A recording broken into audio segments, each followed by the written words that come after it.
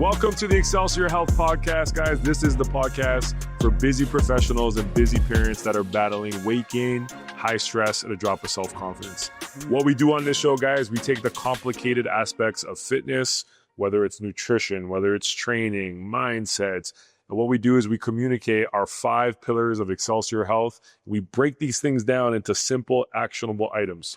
So that way you guys can transform your health and rebuild your lifestyle. All right. I'm your host, Coach Cory. Coach Susie. We in the building. 3rd episode shot in a row. We're starting to get tired, but one of our mantras that we have here is you could be tired, but you can't act it. All right. So today's episode that we have, I was on Instagram, probably wasting my time, but every now and then I try to filter my people that I follow. And like typically the things that I want to see is things about money, things about leadership, just my friends and clients that I just want to see their life. But a lot of it is also about health and fitness. So I do use social media as a way to stay up to date with certain things. But, you know, sometimes you got to take things with a grain of salt. But some guy came across my page. What was the name again? Sean Nahathan. Nellaway. Sorry, Sean. We're butchering your name. I should be more prepared. But anyways, I've seen this guy. He's got a great platform, communicates a lot of great knowledge. But he was just talking about this study, and I thought it was like super interesting. And like the main concept of what he was saying is mental talk makes you stronger. And here at Training for Warriors, and even in the Excelsior Health Podcast, we are very, very big on mental talk. That falls under our pillar of health that we talk about, which is building a resilient mindset. And what he was explaining is like, if you have certain certain mindset talk and preparation before lifting and doing certain exercises, you're going to be able to get more of a positive outcome, meaning you're going to be able to hit personal records. You're going to have better form. You're just going to get stronger. So I thought it was pretty cool. A couple of things that he said is during your preset routine. So let's just say I'm about to do some heavy ass deadlifts. Susie's favorite exercise that she was doing yesterday, squats, right? Before you're about to attempt the set, it's what are you saying and what's like the language, what's the routine that you're going through that is going to make you lift heavier or just perform more efficiently. Yeah. So he said there was countless of studies. I put here, it was 27 studies that was done. So that's pretty impressive on this topic. And these were some of the results. And again, I'm paraphrasing this, but person who did motivational self-talk. So Susie, what would be an example of your motivation? You know what? Actually, today when I was doing glute lab, when I got underneath that bar, I always tell myself, I got this. The weight doesn't feel as heavy. And when you lift it up, it just tricks your mind. Like whether it did feel freaking heavy or not, I'm mentally preparing myself for a positive lift. Do you ever do it like damn, like I just want to lift so my man loves me more and he just appreciates me? Like, does that ever come in you? No, I do it for me. But then the result of it, you know, shows out. Or there's another line that you might, fuck these bitches, they ain't as strong as you. But you guys get the point that she's trying to say is like some sort of mantra. And that's a big part of our program that we're very, very big on is like self-talk. Yeah. So, you know, one that we say in the program, what's the first one that comes to your mind? Halusa, I got this. So halusa, it comes from Finland. And basically it's just a way of talking. It's a way of like hyping themselves up. And for those of you guys who don't know, like our company is worldwide, right? Training for Words. It's a license. And basically that's the thing that our friends in Finland say. They'll say halusa. And it's like a question that they're putting out there. It's like, hey, can you step up? Can you handle this? And it's like, do you got this? And it's like, yeah, I got this. I can do this. So it's like, even when you're by yourself and it's like priming yourself up, it's halusa. And then it's like, you go out there and you go do that thing. Yeah. So it might be another thing that you say, we say last set and the response is best set. Again, you're priming yourself like this is the end. I got to give myself the best. Another thing that we do, and this is even before I learned these things, I think I just picked it up from playing sports. All these little habits is beast and ha. Mm-hmm. So in our program, in our warm-ups, that's one of the things that we do to like trigger your mindset is the coach will yell beastin', and then to change positions, the client will be, ha! Yeah. And then the same thing when we do our attendance, as we've done the warm up and we get our session organized to make sure our clients are ready to train and for them to be seen and to be heard, but for us to kind of get a check on like where they're at, their response, they'll hear it. Let's give an example. Coach Susie! Beastin', ha! So that's what every single one of our clients do before we start. But you could also hear, you know what I'm talking about, the days where someone's like, Beastin', ha! Yeah. Or like you can tell they're tired. They're like kind of like, let's go on with the show. And then you can tell the people that are like, man, let's go. I'm ready to train. Let's get after it today. So the point that I'm trying to say is motivational self-talk. What the study showed that 89% of the time, when someone does that before they're lifting, it has a more positive outcome, meaning they can lift heavier, they do better. So that's pretty badass. Even, you know, the last set of your workout, the last set, best set, you're like fatigued, you're tired, but like, you're like, I'm going to give it my all. This is like everything I have left in the tank is the last set. Yep. Second one, which I'm a big fan of this. I need to do this more in my professional and my business life, I think. But as an athlete, as a lifter, this is something that I do that I always think gives me a competitive advantage in life is visualization. So what they said is visualization and mentally rehearsing what you're about to do. So I think as you become, it's like, especially in sports, like it's just something that you got to do is you got to see yourself hit the swish, the follow through. You got to envision yourself making the crossovers. As a former football player, I would literally rehearse that when the play was called in the huddle, I'd seen myself doing that play multiple times. Mm-hmm. I'd seen myself running that route and making that catch. That way, when it was about to happen, I already was familiar with what the outcome would look like. That same thing applies with working out. Someone who's new to fitness, they don't really think about that, right? Yeah. They're still just thinking about like, I don't know what the hell I'm doing. Like, how do I do this? But someone who is, if they're going to the set and they're on their 3-minute rest, but they're visualizing setting up the squat, getting it on their back, taking the breath, going through the fight, but finishing it and then celebration of it, this increases the likelihood that you're actually going to do it. Yeah. So basically what the visualization and the mental rehearsing is 68% of the time, they had a more positive outcome, which surprises me. I honestly would have thought the visualization would have way more of an impact. Yeah. The third one, which I didn't fully quite understand from the quick clip, but it basically said when the subjects were freestyling.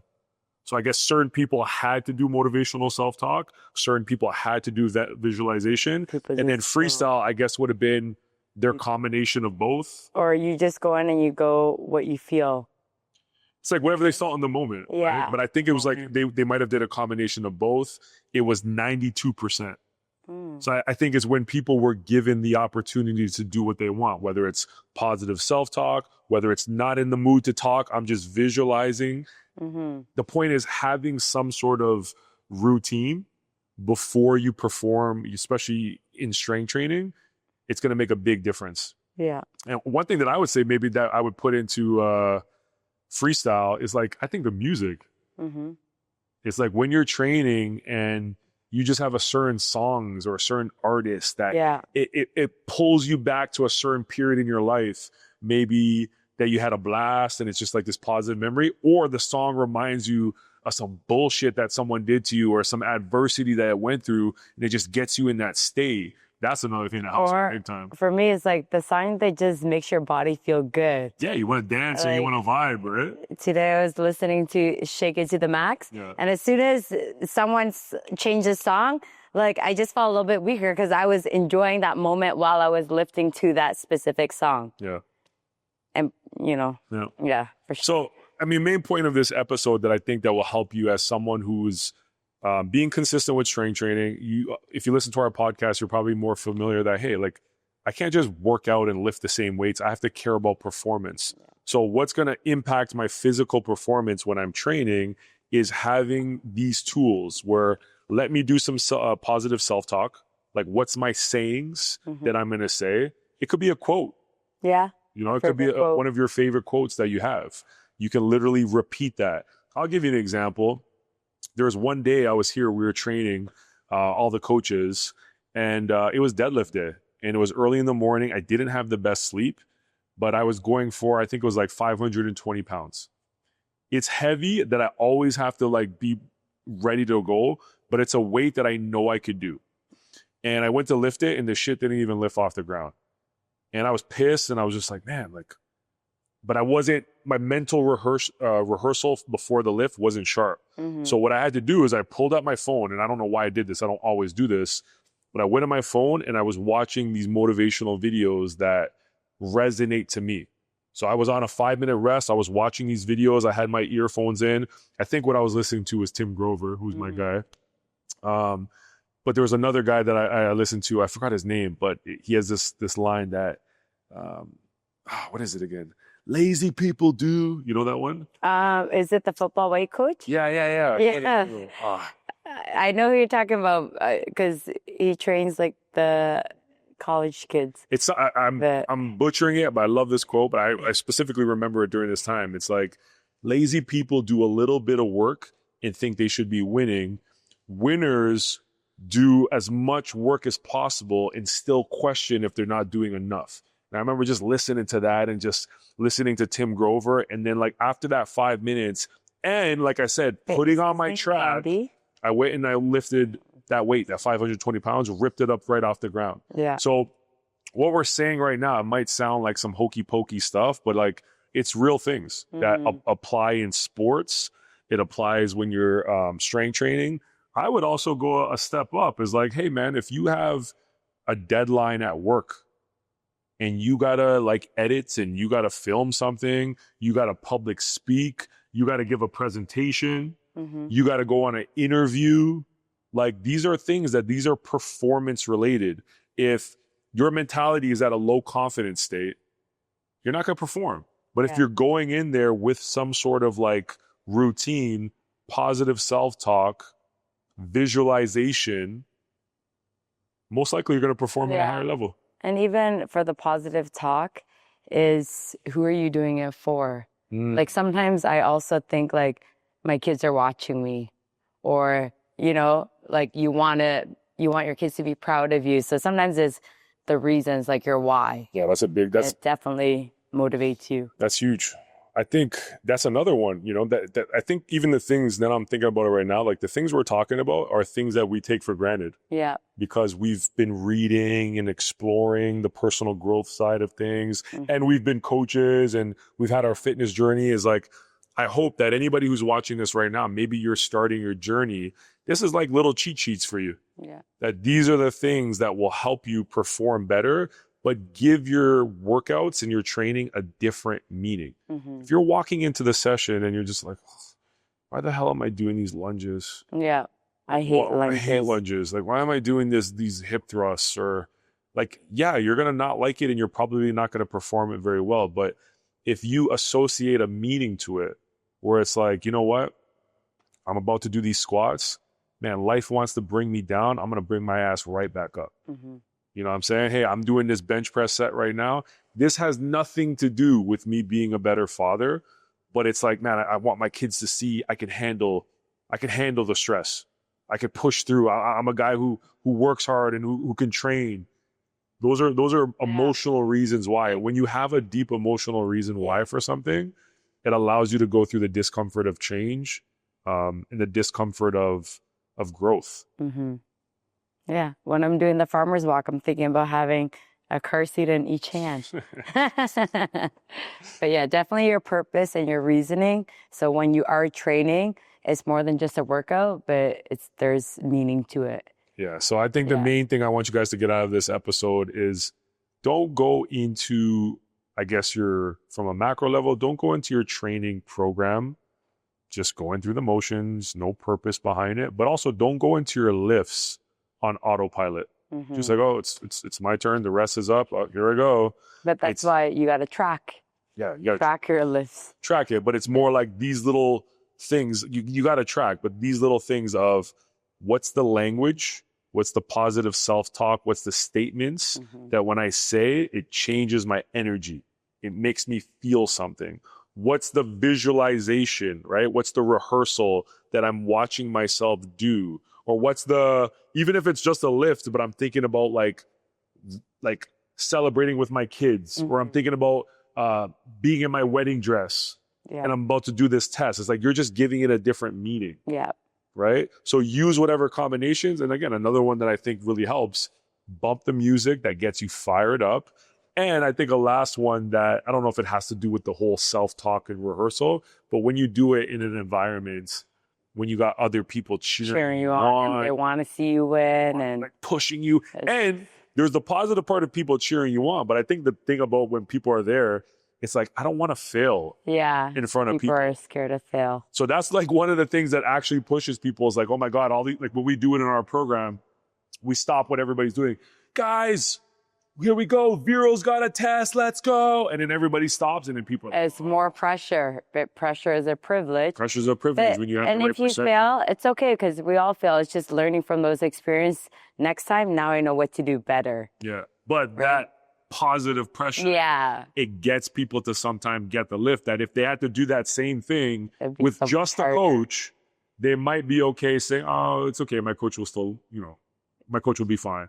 Or it's like, oh, if it's by myself, it'll be fine. But the fact that you have those other peers around you cheering you on, it pushes you to do even more.